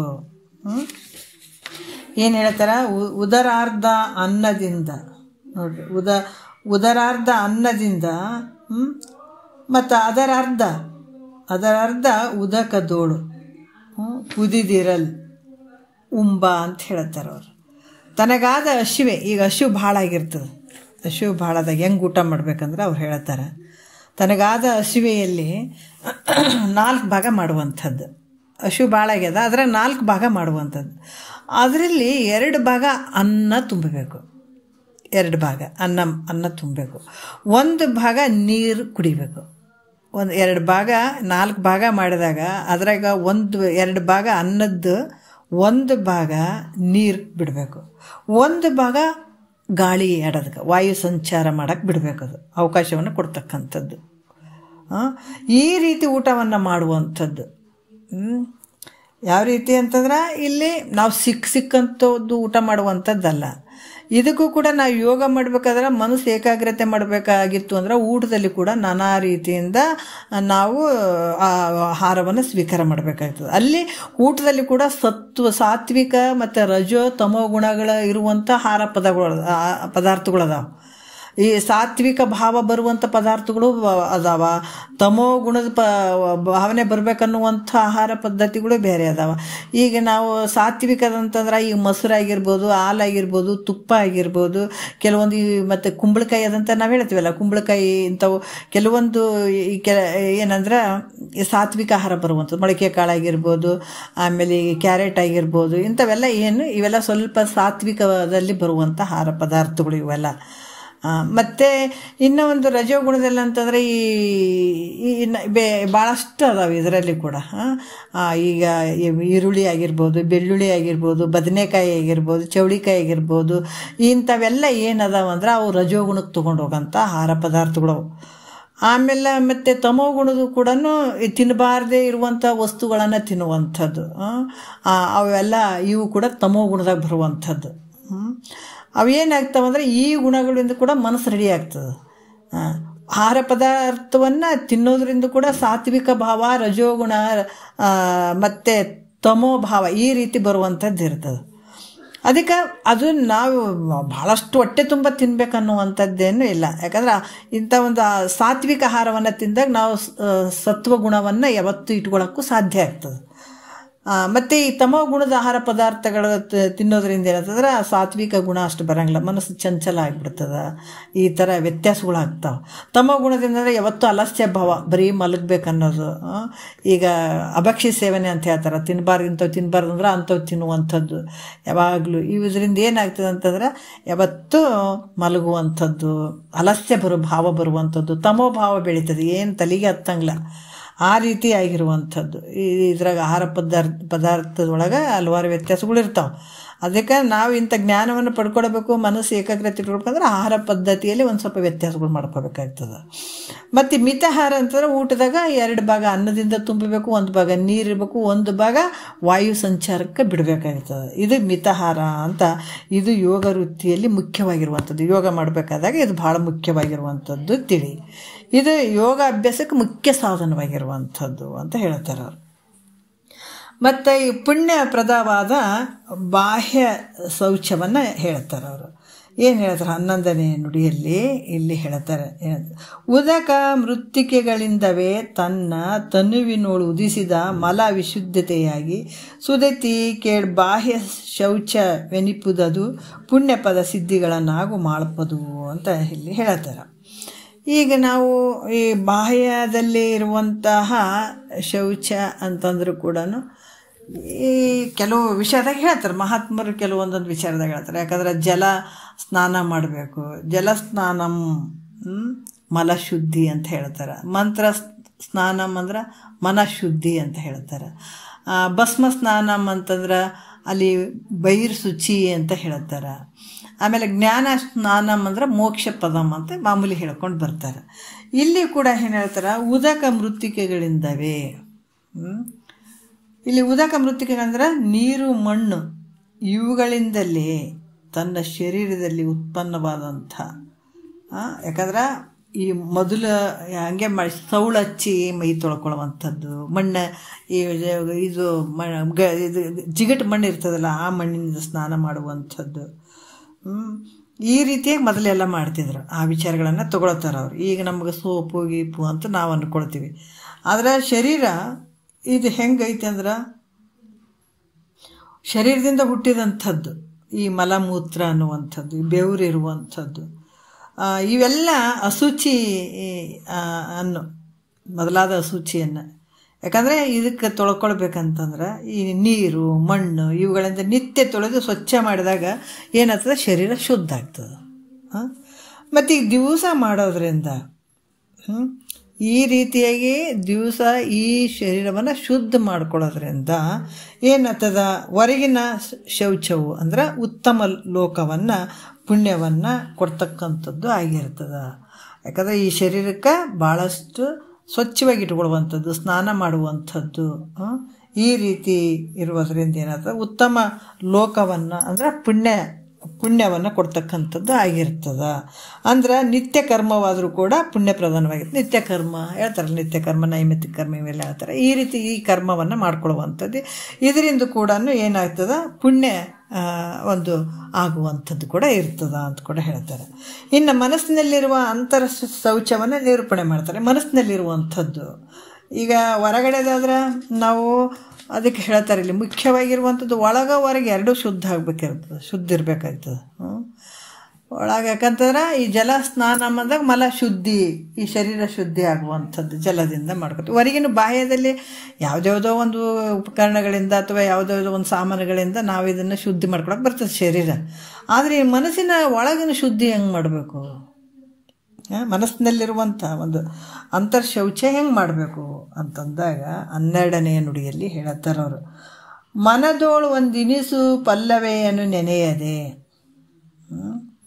ಪಲ್ಲವೆ ಅಂದ್ರೆ ಹೇಳ್ತೀನಿ, ಮನದೊಳು ಒಂದಿನಿಸು ಪಲ್ಲವೆಯನ್ನು ನೆನೆಯದೆ ಜನರಿಗೆ ಒಲವನೇ ಬಯಸುತ್ತಿರ್ಪ ಅನುವಳವಡೆ ತನ್ನೊಳ ಅಂತರ ಶೌಚವೆಂದೆನಿಪುದು ವೇದಾನುಮತದಿಂದ. ನೋಡ್ರಿ, ಮನಸ್ಸು ನೋಡ್ರಿ, ನಾವೆಲ್ಲ ಏನು ಮಾಡ್ತೀವಿ, ಈಗ ನಮಗೆ ಈಗ ಶ್ರಾವಣ ಬಂತು, ಹೌದಾ, ಶ್ರಾವಣ ಹೋಯ್ತೀಗ. ಆಮೇಲೆ ಈಗ ದಸರಾ ಬಂತು, ಒಂದು ಚಮಚ ಮೊದಲು ಮಾಡಿ ಮನ್ಯಾಗ ತೊಳಿತೀವಿ. ಯಾಕಂದ್ರೆ ಹಬ್ಬ ಐತ್ರಿ, ಭಾಳ ದೊಡ್ಡ ಹಬ್ಬ ಐತೆ. ಒಳಗೆಲ್ಲ ಮನೆಯೆಲ್ಲ ತೊಳೆದಿರ್ತೀವಿ, ಆದ್ರೆ ಒಳಗೆ ಮನಸ್ಸಿನಾಗ ಅಷ್ಟೇ ತುಂಬ್ಕೊಂಡಿರ್ತದೆ ನೋಡ್ರಿ, ಕಸ ಕಡ್ಡಿ ಭಾಳಷ್ಟು. ಹೆಂಗಂದ್ರೆ ಆಳ ದೇಗುಲಗಳು ಹೆಂಗಿರ್ತಾವೆ ಹಂಗೆ ಮಾಡ್ಕೊಂಡ್ಬಿಟ್ಟಿರ್ತೀವಿ ನಾವು. ಒಳಗಡೆ ಎಲ್ಲ ತುಂಬ್ಕೊಂಡಿರ್ತೀವಿ, ಕಸ ಕಡ್ಡಿ ಎಲ್ಲವನ್ನ ತುಂಬ್ಕೊಂಡಿರ್ತೀವಿ. ಮತ್ತು ಅದು ಹೆಂಗೆ ಶುದ್ಧ ಆಗಬೇಕು, ಮಹಾತ್ಮರು ಹೇಳ್ತಾರೆ, ಹೊರಗೆ ನೀ ಮನೆ ಹೆಂಗೆ ಸ್ವಚ್ಛ ಮಾಡಿದಿ ಹೊರಗೆ, ಅದ್ರಂಗೆ ಈ ದೇಹ ಸ್ವಚ್ಛ ಮಾಡ್ಕೊಂಡು ಅದ್ರಂಗೆ ನೀನು ಅಂತಃಕರಣವನ್ನು ಶುದ್ಧ ಮಾಡ್ಕೊಳ್ಬೇಕಂತ ಮನಸ್ಸು ಶುದ್ಧ ಆಗಬೇಕಾಗ್ತದೆ. ಇದು ಹೆಂಗೆ ಶುದ್ಧ ಆಗ್ತದಂದ್ರೆ, ಮನದೋಳು ಅಂದರೆ ಮನಸ್ಸಿನಲ್ಲಿ ಒಂದು ಸ್ವಲ್ಪ ಆದರೂ ಕೂಡ ಅನಿಷ್ಟವನ್ನು ಚಿಂತಿಸದೆ. ಇದನ್ನು ಯಾರು ಮಾಡಬೇಕಿದು, ನೀನೇ ಮಾಡ್ಕೊಳ್ಬೇಕಿದೆಲ್ಲ. ನಿನಗೆ ಗೊತ್ತಾಗಬೇಕು ಏನು ಅಂಥ ಗುಣಗಳಿದ್ರೆ ಒಂದು ಚೂರು ಚೂರು ಚೂರು ಬಿಡುವಂತ ಹೋಗಬೇಕು. ಅವ್ರು ನಮ್ಮ ಮನಸ್ಸು ನಮಗೆ ಗೊತ್ತದಿಲ್ಲ. ಮನವರಿಯದ ಕಳ್ಳತನವಿಲ್ಲವಲ್ಲ ಅಂತ ಹೇಳ್ತಾರೆ. ಬೇರೆ ನಮ್ಗೆ ಇವು ಕಳ್ಳರದಾರಪ್ಪ, ಹಂಗದಾರ, ಸುಳ್ರದಾರ, ಕಳ್ಳರದಾರ, ಇವ್ರು ಸರಿ ಇಲ್ಲ ಅಂತ ಎಲ್ಲರೂ ಹೇಳ್ಬೋದು, ಬಿಡ್ಬೋದು, ನಡೀತಾವೆ. ಆದ್ರೆ ನಮ್ಮ ಮನಸ್ಸು ನಮ್ಗೆ ನಾವೇನು ಮಾಡಿದ್ದೀವಿ ಅನ್ನೋದು ನಮ್ಮ ಮನಸ್ಸು ನಮಗೆ ತಿರುಗಿ ಹೇಳ್ತದೆ. ನೀವು ಮಾಡಿದ್ದು ತಪ್ಪೈತೆ ಅಂತ ಹೇಳ್ತದೆ, ಸರಿ ಇದ್ರೆ ಸರಿ ಐತೆ ಅಂತ ಹೇಳ್ತದೆ. ಅದಕ್ಕೆ ಮನವರಿಯದ ಕಳ್ಳತನವಿಲ್ಲವಲ್ಲ, ಬಿಡು ಬಾಹ್ಯದೊಳು ಡಂಬವ ಅಂತ ಹೇಳುವಂಥದ್ರಲ್ಲಿ ಹೇಳ್ತಾರೆ. ಹಾಗಾಗಿ ತನ್ನ ಮನಸ್ಸಿನಲ್ಲಿ ಜನರಿಗೆ ದುಃಖ ಆಗಲಿ ಅಂತ ಅನಿಷ್ಟ ಚಿಂತನವನ್ನು ಮಾಡದೆ, ಯಾಕೆ ಅವರಿಗೆ ಭಾಳಷ್ಟು ಇನ್ನೊಬ್ರ ಚಿಂತನೆ ಮಾಡುವಂಥದ್ದು, ಇನ್ನೊಬ್ರ ಬಗ್ಗೆನೇ ಮಾತಾಡ್ಕೊಳ್ಳುವಂಥದ್ದು, ಅವ್ರ ಮನೆಗೆ ಏನಾರು ಆಗ್ಯದಂತಂದಾಗ ಖುಷಿ ಪಡುವಂಥದ್ದು, ಮೇಲಾಗಿ ಅವ್ರಿಗೆ ಹಿಂಗೆ ಆಗಲಿ ಅಂತ ಮನಸ್ಸಿನಲ್ಲಿ ಬಯಸುವಂಥದ್ದು ಹಿಂಗಿರ್ತದೆ ಮನದೊಳು. ಯಾಕಂದರೆ ಒಂದು ಸ್ವಲ್ಪ ಆದರೂ ಕೂಡ ಅನಿಷ್ಟವನ್ನು ಚಿಂತಿಸದೆ ಜನರಿಗೆ ಸುಖವನ್ನೇ ಅಪೇಕ್ಷೆ ಮಾಡ್ತಾ ಇರುವಂಥ ಮನಸ್ಸು. ಯಾಕಂದರೆ ಸದಾಕಾಲ ಸಕಲ ಜನರಿಗೆ ಸುಖವನ್ನು ಬಯಸುತ್ತಿರುವುದು. ಅದಕ್ಕೆ ಸರ್ವೇ ಜನೋ ಸುಖಿನೋ ಭವಂತಿ ಅಂತ ಹೇಳ್ತಾರಲ್ಲ, ಅದನ್ನು ಆ ರೀತಿ ಮನಸ್ಸಿನಲ್ಲಿ ತಗೊಳ್ಳುವಂಥದ್ದು. ಅನಿಷ್ಟ ಚಿಂತನವನ್ನು ಮಾಡದೆ ಸದಾ ಸಕಲ ಜನರಿಗೆ ಸುಖವನ್ನು ಬಯಸುತ್ತಿರುವಂಥದ್ದು ನೋಡ್ರಿ. ಮತ್ತು ಪರಮಾತ್ಮನ ಧ್ಯಾನವನ್ನು ಮಾಡುವಂಥದ್ದು. ಯಾವತ್ತು ಪರಮಾತ್ಮನ ಸ್ಮರಣೆನೇ ಉಸಿರಾಗಿ ಬಿಡಬೇಕು. ಯಾಕಂದರೆ ಈ ಮನಸ್ಸನ್ನು ಆ ರೀತಿ ತೊಗೊಳ್ಬೇಕು. ಇಲ್ಲ ಆಗಂಗಿಲ್ಲರಿ ಅಂತಲ್ಲ, ಅದಕ್ಕೆ ಪ್ರತಿ ದಿವಸ ಅದಕ್ಕೆ ಹಿಂಗೆ ನಾವು ಅನ್ಕೊತ ಹೋದಾಗ ಅದು ತನ್ನೊಳಗೆ ತಾನು ಆಗಿಬಿಡ್ತದೆ ಅದು ಮನಸ್ಸು. ಅದಕ್ಕೆ ಅಂಥ ಪರಮಾತ್ಮನ ಧ್ಯಾನವನ್ನು ಮಾಡುವಂಥದ್ದು. ಇದರಿಂದ ಮನಸ್ಸಿನಲ್ಲಿದ್ದ ಪಾಪದ ಸಂಸ್ಕಾರ ಏನಾಗ್ತದ ಅದೆಲ್ಲ ಪರಿಹಾರ ಆಗ್ತದೆ. ಯಾಕೆ ಇದೆಲ್ಲ ಮಾಡಿದಾರಪ್ಪ, ಪೂಜೆ ಪುರಸ್ಕಾರ ಇಂಥವೆಲ್ಲ ಯಾಕೆ ಮಾಡಿದಾರ? ಧ್ಯಾನ, ಪರಮಾತ್ಮನ ಧ್ಯಾನ ಮಾಡಿರಿ, ಗುಡಿ ಗುಂಡಾರುಗಳು ಇವೆಲ್ಲ ಯಾಕೆ ಮಾಡಿದಾರೆ ಅಂತಂದ್ರೆ ನಿನ್ನ ಮನಸ್ಸು ಸ್ವಚ್ಛ ಆಗಲಿ ಅಂತ ಮಾಡಿದ್ದಾರೆ. ಅಲ್ಲಿಗೆ ಹೋದಾಗ ನಿನ್ನ ಮನಸ್ಸು ಸ್ವಚ್ಛ ಆಗಲಿ. ಮತ್ತು ಮನಸ್ಸಿನಲ್ಲಿದ್ದಂಥ ಪಾಪದ ಸಂಸ್ಕಾರ ತುಂಬಿರ್ತದಲ್ಲ, ಯಾವುದರಿಂದ ಕಳೀತದ ಅಂದ್ರೆ ಈ ಪರಮಾತ್ಮನ ಧ್ಯಾನ, ಭಗವಂತನ ಧ್ಯಾನ. ಇಂಥದ್ರಿಂದ ಏನಾಗ್ತದ ಅಂತಂದರೆ ಈ ಸಂಸ್ಕಾರ, ಪಾಪದ ಸಂಸ್ಕಾರ ಎಲ್ಲ ಪರಿಹಾರವಾಗಿ ಮನಸ್ಸು ಹೆಂಗಾಗ್ತದೆ, ಪರಿಶುದ್ಧ ಆಗ್ತದೆ. ಅಲ್ಲಿ ಹಂಗೆ ತೊಳ್ಕೊಳಕ್ಕೆ ಬರ್ತದೆ ನೋಡ್ರಿ. ಈ ಮನಸ್ಸು ಈ ರೀತಿ ಶುದ್ಧ ಆಗಬೇಕಾಗಿತ್ತು ಅಂತಂದ್ರೆ ನಾವು ಸಕಲ ಜನರಿಗೆ ಲೇಸನ್ನು ಬಯಸುವಂಥದ್ದು, ಒಳ್ಳೆಯದಾಗಲಿ ಅನ್ನುವಂಥದ್ದು. ಮತ್ತು ಒಂದು ಸ್ವಲ್ಪ ಕೂಡ ಇನ್ನೊಬ್ರಿಗೆ ಕೆಟ್ಟದಾಗಲಿ ಅಂತ ಅನ್ನುವಂಥ ಭಾವ ಸಂಪೂರ್ಣವಾಗಿ ಅದನ್ನು ಬಿಡಬೇಕಾದಂಥದ್ದು. ಎಲ್ಲರಿಗೂ ಒಳ್ಳೆಯದಾಗಲಿ ಅನ್ನುವಂಥ ಭಾವನೆ ಬಯಸುವಂಥದ್ದು. ಮತ್ತು ಯಾವಾಗಲೂ ಪರಮಾತ್ಮನ ಧ್ಯಾನವನ್ನು ಬಿಡದೇ ಧ್ಯಾನ ಮಾಡುವಂಥದ್ದು. ಇದರಿಂದ ಏನಾಗ್ತದಂದ್ರೆ ಪರಮಾತ್ಮನ ಧ್ಯಾನದಿಂದ ಏನಾಗ್ತದಂದ್ರೆ ಮನಸ್ಸಿನಲ್ಲಿದ್ದಂಥ ಪಾಪದ ಸಂಸ್ಕಾರ ಏನು ಹಿಂದಿನ ಜನ್ಮದಾಗ, ಅದಕ್ಕೆ ಮನುಷ್ಯನಿಗೆ ಇಲ್ಲಿ ಎಲ್ಲ ಅವಕಾಶ ಕೊಟ್ಟನ ಭಗವಂತ. ಈ ಯಜ್ಞ ಯಾಗಾದಿಗಳನ್ನು ಮಾಡಿ ಸ್ವರ್ಗ ಭೋಗಗಳನ್ನು ಅನುಭವಿಸ್ಬೋದು, ಇಲ್ಲಿ ಕಷ್ಟಪಟ್ಟು ದುಡಿದು ಮತ್ತು ನಾವು ಈ ಭೋಗದ ಇದು ಕೂಡ ನಾವು ಮಾಡ್ಕೊಳಕ್ಕೆ ಬರ್ಬೋದು.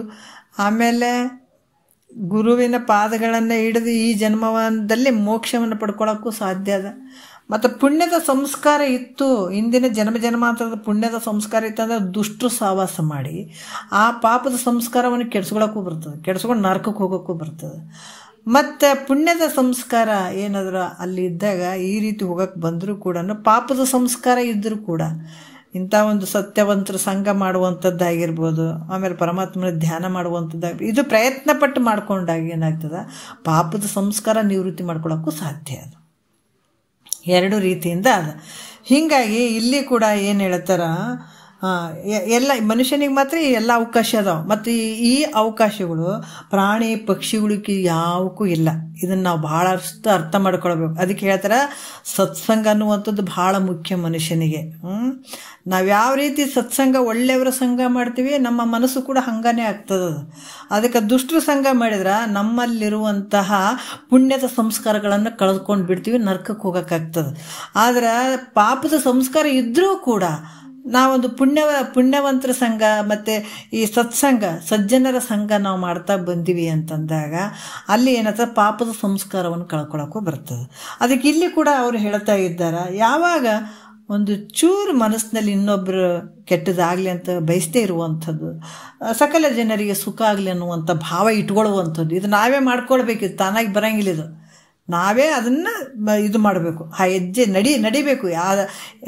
ಈ ರೀತಿ ಹೇಳಿದಂಗೆ ನಾವು ನಡ್ಕೊಳ್ಬೇಕಾಗ್ತದೆ. ಅದೇ ರೀತಿ ಇಟ್ಕೊಳ್ಳೋದು. ಆಮೇಲೆ ಪರಮಾತ್ಮನ ಧ್ಯಾನವನ್ನು ಮಾಡುವಂಥದ್ದು, ಇದರಿಂದ ಮನಸ್ಸಿನಲ್ಲಿದ್ದಂಥ ಪಾಪ ಮನಸ್ಸು ಈ ರೀತಿ ತೊಳ್ಕೊಳಕ್ಕಾಗ್ತದೆ ನೋಡಿ ಒಳಗಡೆ. ಈ ಪಾಪವನ್ನು ಪಾಪದ ಸಂಸ್ಕಾರವೆಲ್ಲವನ್ನು ಪರಿಹಾರವಾಗಿ ಮನಸ್ಸು ಪರಿಶುದ್ಧ ಆಗುವಂಥದ್ದು ಇದು ಅಂತರ್ಶೌಚ ಅಂತ ಹೇಳ್ತಾರೆ. ಇದಕ್ಕೆ ಈ ರೀತಿ ತೊಳ್ಕೊಳ್ಬೇಕಂತ. ಬರೀ ನಾವು ಮನೆ ತೊಳೆದಿವಿ, ತೊಳೆದಿವಿ ಆಯ್ತು ರೀ ಅಂತ ಅನ್ನೋದಲ್ಲ. ಆದರೆ ನಿನ್ನ ಅಂಥ ಒಂದು ಅಂತಃಕರಣದಲ್ಲಿ ಮತ್ತು ನಿನ್ನ ಮನಸ್ಸು ಅನ್ನುವಂಥದ್ದು ಏನಿರ್ತದೆ ಅದು ಶುದ್ಧ ಆಗಬೇಕಾಗಿತ್ತಂದ್ರೆ ನೀನು ಈ ದಾರಿಯಲ್ಲಿ ಹೋದಾಗ ಶುದ್ಧ ಆಗ್ತದೆ, ಇಲ್ಲಾಂದ್ರೆ ಉಪಯೋಗ ಆಗಂಗಿಲ್ಲ. ಅದಕ್ಕೆ ಯಮಾಂಗ ದಶಕ ನಿರೂಪಣೆ ಸೂತ್ರ 2ಕ್ಕೆ ಪದ 27 ಅಂತ ಹೇಳಿ ಇನ್ನೊಂದು 2 ನಿಮಿಷ ನೋಡೋಣ ಇದು. ಮತ್ತೀಗ ಇದೆಲ್ಲ ಏನು ಹೇಳಿದರು, 10 ವಿಚಾರಗಳು ಯಮದಲ್ಲಿ ಬರುವಂಥ ವಿಚಾರಗಳನ್ನು ಅವ್ರು ಹೇಳಿದರು. ಯಮದಲ್ಲಿ ಬರುವಂಥ ಇವು 10 ದಶಕಗಳನ್ನು, ಯಾಕಂದ್ರೆ ಅಹಿಂಸೆ, ಸತ್ಯ, ಅಸ್ಥೇಯ, ಮತ್ತು ಇಲ್ಲಿ ಬ್ರಹ್ಮಚರ್ಯ, ನೃತ ಬ್ರಹ್ಮಚರ್ಯ ಬಗ್ಗೆ ಹೇಳಿದರು, ಕ್ಷಮೆ ಬಗ್ಗೆ ಹೇಳಿದರು, ಧೈರ್ಯ, ದಯ, ಅರ್ಜವ, ಆಮೇಲೆ ಮಿತಾಹಾರ, ಬಾಹ್ಯ ಶೌಚ, ಅಂತರ್ಶೌಚ ಅಂತ ಇದು 10 ಯಮದಲ್ಲಿ ಬರುವಂಥ ಗುಣಗಳನ್ನು ಹೇಳಿದರು. ಇವನ್ನು ಮಾಡ್ಕೊಳ್ಬೇಕಾಗ್ತದೆ. ಇವನ್ನ ಚೆನ್ನಾಗಿ ತಿಳ್ಕೊ, ಬಹಳ ಖುಷಿಯಿಂದ ತಿಳ್ಕೊ ಮೈತ್ರ, ಇವನ್ನೆಲ್ಲ ಚೆನ್ನಾಗಿ ತಿಳ್ಕೊ, ಅದೇ ಪ್ರಕಾರ ನೀವು ಮಾಡು ಅಂತ ಹೇಳಿದರು ಅವರು. ಮತ್ತಿಲ್ಲಿ ಕೂಡ ಹೇಳ್ತಾರೆ ನೇಮ. ಯಮ ಆಯಿತು, ಈಗ ನೇಮದಲ್ಲಿ ಕೂಡ 10 ಗುಣಗಳು ಅದಾವ.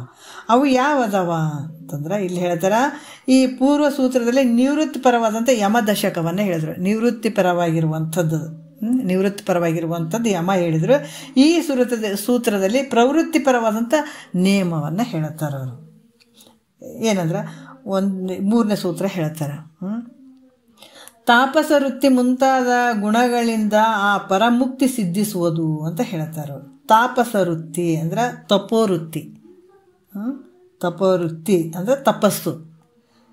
ಇಲ್ಲಿ ಪ್ರವೃತ್ತಿ ಮಾಡುವಂಥದ್ದಿಲ್ಲಿ, ಅಲ್ಲಿ ನಿವೃತ್ತಿ ಪರವಾಗಿ ಹೇಳಿದರೆ ಇಲ್ಲಿ ಪ್ರವೃತ್ತಿ ಪರವಾಗಿ ಹೇಳ್ತಾರೆ ಅವರು. ಏನು ಹೇಳ್ತಾರೆ, ತಾಪಸ ವೃತ್ತಿ ಮುಂತಾದ ಗುಣಗಳಿಂದ ಆ ಪರಮುಕ್ತಿ ಸಿದ್ಧಿಸುವುದು ಅಂತ ಹೇಳ್ತಾರೆ. ಈ ನೇಮ ದಶಕದಲ್ಲಿ ಹೇಳಿದಂಗೆ ಯಮದಶಕದಲ್ಲಿ ಅವರು ಹೇಳಿದ್ರಲ್ಲ 10 ಗುಣಗಳು ಹೇಳಿದ್ರು. ಇಲ್ಲಿ ನೇಮ ದಶಕದಲ್ಲಿ ಕೂಡ ಈ ತಪಸ್ಸು, ಸಂತೋಷ, ಅಸ್ತಿಕ್ಯ ಮೊದಲಾದ ಗುಣಗಳಿಂದ ಕೂಡಿದ ಅಂತಃಕರಣ ಎಲ್ಲ ಇದರಿಂದ ಏನಾಗ್ತದ, ಈ ನೇಮ ದಶಕ ಅಂದ್ರೆ ಈ ನೇಮದಲ್ಲಿ 10 ಗುಣಗಳು ಹೇಳುತ್ತದೆ. ಇದರಿಂದ ಏನಾಗ್ತದೆ ಅಂದ್ರೆ ಅಂತಃಕರಣ ಶುದ್ಧಿ ಆಗುವಂಥದ್ದು. ಅಲ್ಲಿ ಮನಸ್ಸು ಶುದ್ಧಿಯಾಗಿರುವಂಥದ್ದು, ಇಲ್ಲಿ ಅಂತಃಕರಣ ಶುದ್ಧಿಯಾಗಿ ಇಲ್ಲಿ ತತ್ವಜ್ಞಾನ ಪ್ರಾಪ್ತಿಯಾಗಿ ಪರಮ ಮುಕ್ತಿ ಆಗುವಂಥದ್ದು. ಇದನ್ನು ನೇಮದಲ್ಲಿರುವಂಥ 10 ಗುಣಗಳನ್ನು ನೀ ಮಾಡಿಕೊಂಡಾಗ ಪರಮ ಮುಕ್ತಿ ಆಗ್ತಾ ಇರುವಂಥದ್ದು. ನೋಡ್ರಿ ಏನು ಮಾಡಬೇಕು ಅಂತ ಹೇಳಿದ್ರೆ ಮುಂದೆ ಹೇಳ್ತಾರೆ 1ನೇ ನುಡಿಯಲ್ಲಿ. ಈ ಮುಂದೆ ಹೇಳುವಂಥ ವಿಷಯಗಳನ್ನು ಬಹಳಷ್ಟು ಉದ್ದೇಶವಾಗಿ ಹೇಳ್ತಾರೆ, ಇದನ್ನು ಉದ್ದೇಶಪೂರ್ವಕವಾಗಿ ಹೇಳ್ತಾರೆ ಅವರು. ಯಮ ದಶ ವಿಧವನ್ನು ಈ ಪರಿಯೋಳು ತಿಳುಪಿ ನಿಯಮದೊಳು ದಶಗುಣ ಭೇದವ ಕ್ರಮದಿಂದ ಪೇಳುವನು ನಾನೆಲೆ ನೀರೇ ನೀನವನು ಅಮಳ ಬುದ್ಧಿಯುಗಳು ಅವಧರಿಪುದು ಅಂತ ಹೇಳ್ತಾರೆ. ಅಮಳ ಅಂದರೆ ಪರಿಶುದ್ಧವಾದಂಥ ಮನಸ್ಸು, ನಿರ್ಮಳವಾದಂಥ ಬುದ್ಧಿ, ನಿರ್ಮಳವಾದಂಥ ಮನಸ್ಸಿನಿಂದ ಇದು ನಿಶ್ಚಯ ಮಾಡು ಅಂತ ಹೇಳ್ತಾರೆ. ಯಾಕಂದ್ರೆ ಯಮದಲ್ಲಿ ಹೇಳಿದಂಗೆ 10 ಗುಣಗಳು ಹೆಂಗೆ ಅದಾವ, ಅದ್ರಂಗೆ ನೇಮದಲ್ಲಿ ಕೂಡ 10 ಗುಣಗಳು ಅದಾವ. ಅವುಗಳನ್ನು ಕ್ರಮವಾಗಿ ಹೇಳ್ತೀನಿ. ಆದ್ರೆ ನೀನು ಹೆಂಗೆ ಮಾಡಬೇಕು, ಶುದ್ಧವಾದ ಮನಸ್ಸಿನಿಂದ ತಿಳ್ಕೊ. ಮತ್ತಿಲ್ಲಿ ಕುಂತು ಮನಸ್ಸು ಆ ಕಡೆ ಇಟ್ಟು ಆ ಕಡೆ ಅದಕ್ಕೆ ನೀ ಕೇಳು ಕೇಳು ಕೇಳಂತ ಯಾಕೆ ಹೇಳಕತ್ತೀರಿ? ಶಾಸ್ತ್ರ ಅಂದ್ರೆ ಒಂದು ಚೂರು ಬಿಟ್ಟೆ ಅಂದ್ರೆ ನೀ ಬೇರೆ ಯಾರಿಗಲ್ಲ, ಅದು ನಿನಗೆ ಅನರ್ಥ ಆಗ್ತದದು. ನೋಡ್ರಿ ಎಂಥ ಒಂದು ವಿಚಾರ ಹೇಳತ್ತಾರೆ ಅವರು. ಹೆಂಗೆ ಕೇಳು ಅಂತಂದ್ರೆ ಅವ್ರು ಹೇಳ್ತಾರೆ ಶುದ್ಧ ಮನಸ್ಸಿನಿಂದ ಕೇಳು. ಮನಸ್ಸು ಭಾಳ ಶುದ್ಧವಾಗಿ ಹೇಳಿದ್ರಲ್ಲ, ಆ ರೀತಿಯಿಂದ ಕ್ರಮವಾಗಿ ನಾನು ಹೇಳ್ತೀನಿ 10 ಗುಣಗಳು ನೇಮದಲ್ಲಿ ಏನೇನು ಬರ್ತಾವಂತೇಳಿ ನಾ ಹೇಳ್ತೀನಿ. ನೀನು ಕೇಳ್ಬೇಕಾದ್ರೆ ನಿನ್ನ ಕಡೆನೂ ಐತಿ ನೋಡು. ನಾನು ಹೇಳಕತ್ತೀನಿ, ಭಾಳಷ್ಟು ಒಲವಿನಿಂದ ಹೇಳಕತ್ತೀನಿ, ಆದರೆ ನೀನು ಕೇಳಬೇಕಲ್ಲ. ಚೆನ್ನಾಗಿ ಕೇಳಿದರೆ ನಿನಗೆ ಅರ್ಥ ಆಗ್ತದೆ. ಅದಕ್ಕೆ ಶುದ್ಧವಾದ ಮನಸ್ಸಿನಿಂದ ಕೇಳಿ ಇವು ಹಿಡ್ಕೊಳಕ್ಕಾಗ್ತದೆ ನಿನಗೆ ಅನ್ನುವಂಥದ್ದು. ಮತ್ತು ನೇಮಾಂಗವಾದ ತಪಸ್ಸು ಅನ್ನುವಂಥದ್ದು ಹೇಳ್ತಾರೆ. ನೇಮದಲ್ಲಿರುವಂಥದ್ದು ಮೊದಲನೇದು ತಪಸ್ಸು ಗುಣವನ್ನು ಹೇಳ್ತಾರೆ ಅವರು. ಉಪವಾಸ, ಕೃಚ್ಛ, ಚಂದ್ರಾಯಣಾದಿಗಳಿಂದ ಅವ ಅಪರಿಮಿತ ಕ್ಲೇಶಗಳೋಳು ಏನು ಹೇಳ್ತಾರೆ ಅವರು ಅಂತಂದ್ರೆ, ಇಲ್ಲಿ ಅಪರಿಮಿತ ಕ್ಲೇಶದೋಳು ತನ್ನವು ಒಪ್ಪು ಇಂದ್ರಿಯಗಳ ನುರೆ ನಿರೋಧಿಸಲದು ತಪವೆಂಬ ನೇಮವೆಂದೆನಿಪುದು ಅಂತ ಹೇಳ್ತಾರೆ ಅವರು. ಅಂದ್ರೆ ಇಲ್ಲಿ ಪ್ರವೃತ್ತಿ ಅಂತ ಹೇಳಿದ್ದಾರೆ ಅವರು. ಇಲ್ಲಿ ಏನು ಹೇಳ್ತಾರೆ ಅಂದ್ರೆ, ಈಗ ಉಪವಾಸ ಅಂದ್ರೇನು, ಊಟ ಮಾಡದೇ ಇರುವಂಥದ್ದಕ್ಕೆ ನಾವು ಉಪವಾಸ ಅಂತ ಹೇಳ್ತೀವಿ. ಕೃಚ್ಛ ಅಂದರೆ 3 ದಿನಗಳ ಪರ್ಯಂತರ ಒಂದೊಂದು ವಿಧದ ಅಲ್ಪಾಹಾರವನ್ನು ತೆಗೆದುಕೊಳ್ಳುವಂಥದ್ದು.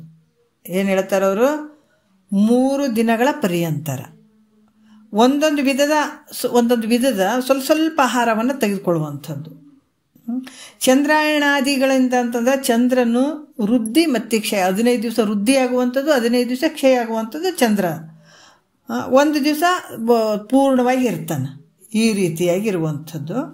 ಏನು ಹೇಳ್ತಾರೆ, ಏಕಾದಶಿ ಅಂತ ಮಾಡ್ತಾರೆ, ಉಪವಾಸ ಇರುವಂಥದ್ದು.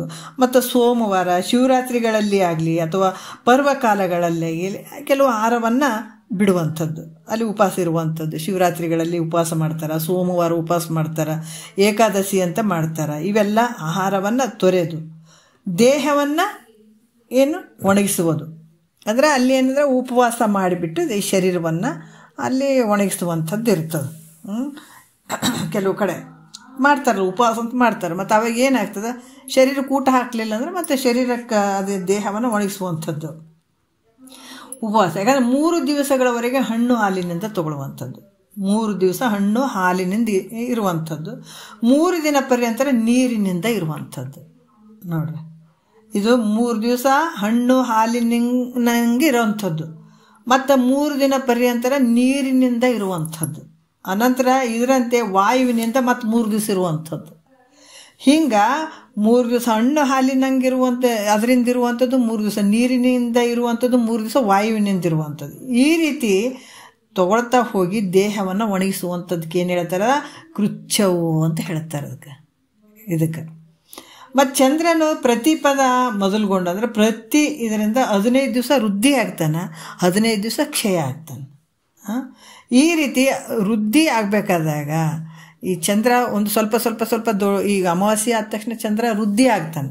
ಅಂದರೆ 1 ದಿವಸ ಸ್ವಲ್ಪ ಕಾಣ್ತಾನೆ, 2 ದಿವಸಕ್ಕೆ ಮತ್ತು ಸ್ವಲ್ಪ ದೊಡ್ಡವು ಕಾಣ್ತಾನೆ, ಇನ್ನೊಂದು ಸ್ವಲ್ಪ ದೊಡ್ಡದು, ಹಿಂಗೆ ಪ್ರತಿ ದಿವಸ ವೃದ್ಧಿ ಆಗ್ತಾ ಬರ್ತದಲ್ಲ.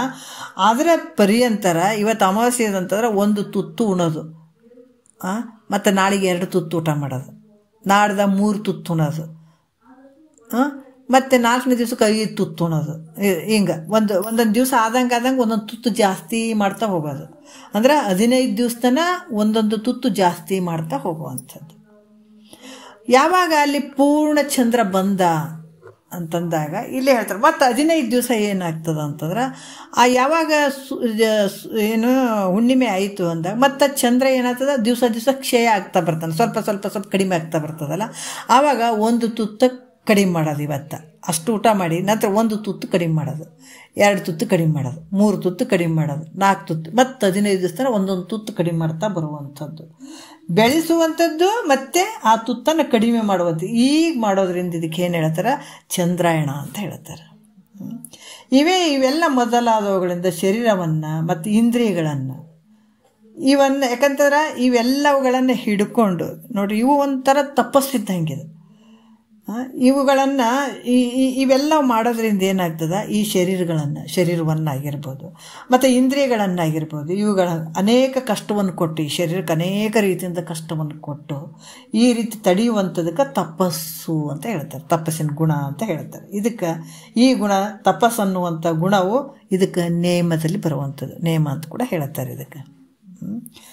ಈ ರೀತಿಯಾಗಿ ಇಲ್ಲಿ ಚಂದ್ರಾಯಣ ಅಂತ ಕೂಡ ಹಿಂಗೆ ಹೇಳ್ತಾರೆ. ಅಂದರೆ ಶರೀರ ಮತ್ತು ಇಂದ್ರಿಯಗಳನ್ನು ಅಲ್ಲಿ ಅವಕ್ಕೆ ಕಷ್ಟವನ್ನು ಕೊಡುವಂಥದ್ದು, ಕೊಟ್ಟು ಅಲ್ಲಿ ತಪಸ್ಸನ್ನುವಂಥದ್ದು ಅಲ್ಲಿ ಮಾಡಬೇಕಾದಂಥದ್ದು ಅಂತ ಹೇಳ್ತಾರೆ. ತಪಸ್ಸನ್ನುವಂಥ ಗುಣ ಇದು, ತಡೆಯುವುದು ಈ ತಪಸ್ಸನ್ನುವಂಥದ್ದು. ಇದಕ್ಕೆ ಹೇಳ್ತಾರೆ. ತಪಸ್ಸು ಅಂದರೆ ಈ ರೀತಿ ಹೇಳ್ತಾರೆ ಅವರು. ಮತ್ತು ನಾವು 3ನೇ ನುಡಿ, ಈಗ ಟೈಮ್ ಆಯಿತು, ಮುಂದಿನ ವಿಚಾರ ಬಹಳ ಅದ್ಭುತವಾದಂಥ ವಿಚಾರಗಳು ಹೇಳ್ತಾರೆ. ಇದು ಸಗುಣ ಯೋಗದ ಅಷ್ಟಾಂಗದ ಬಗ್ಗೆ ಹೇಳ್ತಾ ಇದ್ದಾರೆ ಅವರು. ಮತ್ತು 3ನೇ ನುಡಿಯಿಂದ ನಾಳೆ ನೋಡೋಣ. ಒಂದೆರಡು ಮದ್ಗುರುಗಳ ಪಾದಕ್ಕೆ ಅರ್ಪಿಸಿ ಹರವು.